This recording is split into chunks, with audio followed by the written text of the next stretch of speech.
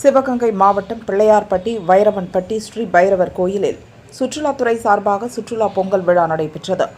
Collector Asha Ajith தலைமை வகித்தார். சுற்றுலா அலுவலர் சங்கர் வரவேற்றார். வெளிநாட்டு சுற்றுலா பயணிகள் 27 பேர் பங்கேற்றனர். கொஞ்சம் தமிழில் வெளிநாட்டினர் பொங்கலோ பொங்கல் என முழக்கமிட்டு பொங்கல் வாழ்த்து கூறினர். கலெக்டர் பொங்கல் பானையில் அரிசி, பால் ஊற்றி துவக்கி வைத்தார். பாரம்பரிய கலை நிகழ்ச்சிகள் நடைபெற்றன.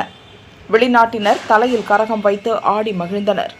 மாணவர்கள் சிலம்பம், வாள் சுற்றி தங்களது திறமைகளை வெளிப்படுத்தினர். மாணவி ஒருவர் பரதநாட்டியம் ஆடினார். அவருடன் கலெக்டரின் மகளும் இணைந்து நடனமாடி அசத்தினார். தனது மகளின் நடனத்தை கண்டு ரசித்த கலெக்டர் மகளை கட்டி அணைத்து கொஞ்சினார். வெளிநாட்டினர் மாட்டு வண்டியில் ஏறி கோயிலை சுற்றி வலம் வந்து பொங்கல் விழாவை கொண்டாடி மகிழ்ந்தனர்.